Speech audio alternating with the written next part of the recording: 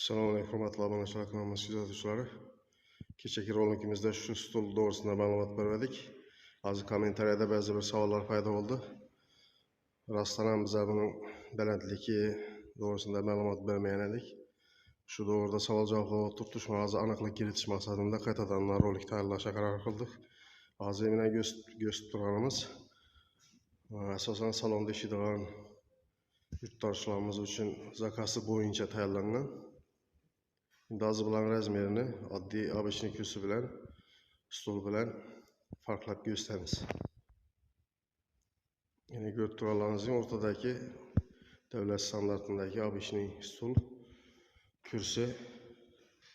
Şimdi buların farkını göresiniz. Bir material baş tavardan tutulgan. Bu materialımız palas.